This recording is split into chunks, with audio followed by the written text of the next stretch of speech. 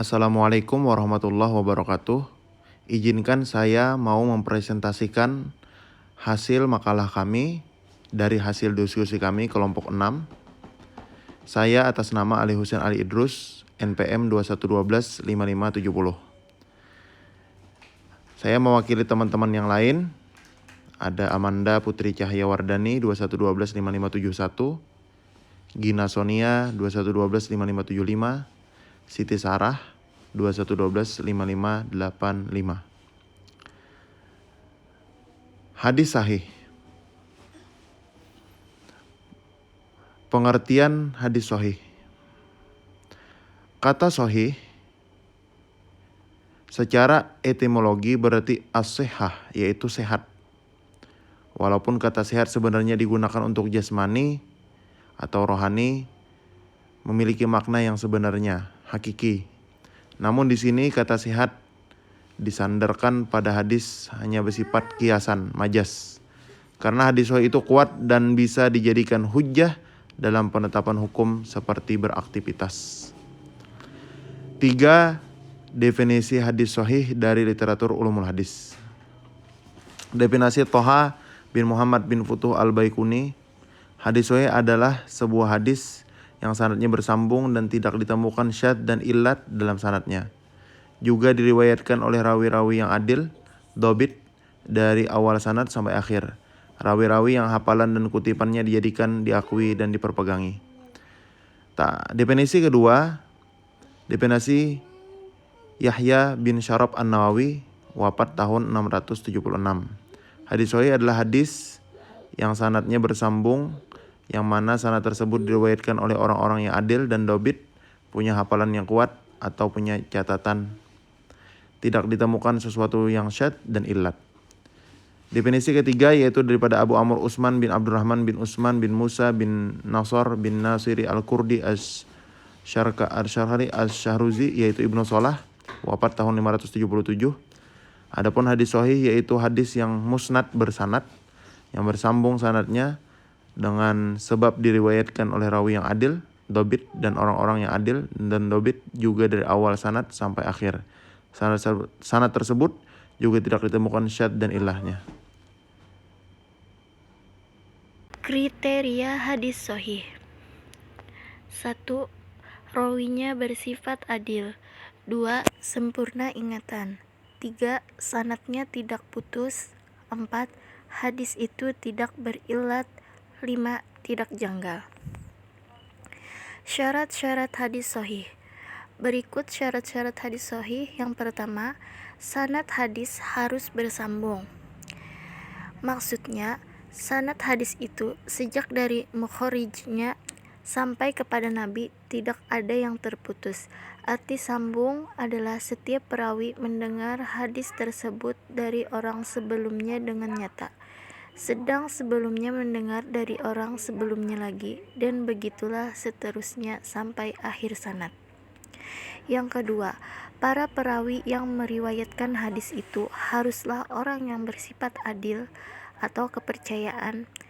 Arti adil di sini ialah memiliki sifat-sifat istiqomah dalam agamanya, akhlaknya baik, tidak fasik, antara lain tidak banyak melakukan dosa-dosa kecil apalagi dosa besar. Memelihara muruahnya, artinya memelihara kehormatan dirinya. Yang ketiga, para perawi yang meriwayatkan hadis itu haruslah bersifat dhabit. Arti dhabit di sini ialah memiliki ingatan dan hafalan yang sempurna. Dia memahami dan hafal dengan baik apa yang diriwayatkannya itu, serta mampu menyampaikan hafalan itu kapan saja dikehendaki. Gabungan dari sifat adil dan dhabit biasa disebut dengan istilah siqah atau sabat. Jadi orang yang siqah pasti adil dan dhabit, tetapi orang yang adil saja atau dhabit saja belum termasuk orang siqah. Yang keempat, sanad dan matan hadis terhindar dari syadz. Artinya perawi yang siqah tersebut tidak menyalahi perawi yang lebih unggul darinya. Matan hadis dinyatakan mengandung syadz jika periwayat yang meriwayatkan hadis tersebut sebenarnya terpercaya, tetapi ialah menyalahi periwayat lain yang lebih tinggi. Dan yang terakhir, yang kelima, sanad dan matan hadis itu terhindar dari ilat. Ilat adalah sifat tersembunyi yang mengakibatkan hadis tersebut cacat dalam penerimaannya. Kendati secara lahiriah hadis tersebar dari ilat. Lebih jelasnya adalah bahwa hadis yang bersangkutan terbebas dari cacat kesohihannya, yakni hadis itu terbebas dari sifat-sifat samar yang membuatnya cacat, meskipun tampak bahwa hadis itu tidak menunjukkan adanya cacat tersebut. Saya Siti Syarah, NPM 21125585. Di sini ingin melanjutkan materi dari teman saya, yaitu macam-macam hadis sahih. Yang pertama ada hadis sahih lizatihi. Ialah hadis sahih yang memenuhi secara lengkap syarat-syarat hadis, yaitu bersambung terus sanadnya, yang diriwayatkan oleh orang yang adil, yang cukup kuat ingatannya dari orang yang seumpama juga yang berturut-turut sampai penghujung sanad, dan terhindar dari hal yang mengganjal dan cacat. Maksud sanad yang bersambung ialah selamat sanadnya dari terputus-putus dan gugur seorang perawi di tengah-tengahnya. Dalam hal ini keluarlah hadis mu'allaq, mu'ad, mursal, munqati, disebabkan tidak bersambungnya sanadnya. B. Hadis sahih li ghairih. Hadis ini menjadi sahih karena diperkuat dengan hadis-hadis lain. Sekiranya kalau hadis yang memperkuat itu tidak ada, maka hadis tersebut hanyalah menjadi hadis hasan. Perkenalkan, nama saya Amanda Putri Cahyawardani, NPM 21125571. Di sini saya ingin melanjutkan materi dari teman saya. A. Hukum mengamalkan hadis sahih. 1. Tingkatan paling tingginya adalah bila diriwayatkan dengan sanad yang paling sahih, seperti Malik dari Nafi dari Ibnu Umar.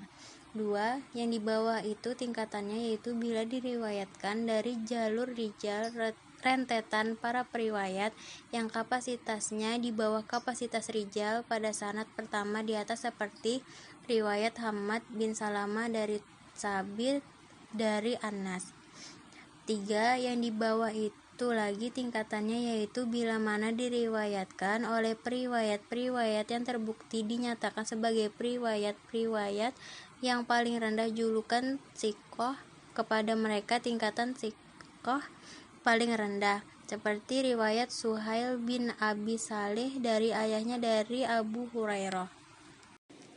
Kata sahih secara etimologi berarti sahih, yaitu sehat. Walaupun kata sehat sebenarnya digunakan untuk jasmani atau rohani, memiliki makna yang sebenarnya hakiki. Namun di sini kata sehat disandarkan pada hadis, hanya bersifat kiasan atau majas, karena hadis sahih itu kuat dan bisa dijadikan hujah dalam penempatan hukum, seperti halnya orang yang sehat, dia kuat dalam beraktivitas. 3. Definisi hadis sahih yang kami temukan dalam beberapa literatur ulumul hadis. 1. Definisi Thaha bin Muhammad bin Futuh al-Baikuni 1080 Hijriah. 2. Definisi Yahya bin Syaraf an-Nawawi 676 Hijriah. 3. Definisi Abu Umru Utsman bin Abdurrahman bin Utsman bin Musa bin Abi Nashar an-Nashari al-Kurdi Asy-Syarakhani Asy-Syaruzuri, atau yang kerap disapa dengan panggilan Ibnu Salah, lahir pada tahun 577 Hijriah. Syarat hadis-hadis sahih ada 5 macam, yakni 1. Sanad hadis harus bersambung ittishalul isnad. 2. Para perawi yang meriwayatkan hadis itu haruslah orang yang bersifat adil kepercayaan. 3. Para perawi yang meriwayatkan hadis itu haruslah bersifat dhabit. 4. Sanad dan matan hadis terhindar dari syadz. 5. Sanad dan matan hadis itu terhindar dari ilat. 3. Macam-macam hadis sahih. 1. Hadis sahih li zatihi. 2. Hadis sahih li ghairihi. 3. Hukum mengamalkan hadis sahih. 4. Tingkatan kesahihan. Untuk materi kami cukupkan sampai di sini. Apakah ada pertanyaan? Kami berikan waktu untuk 5 penanya. Terima kasih.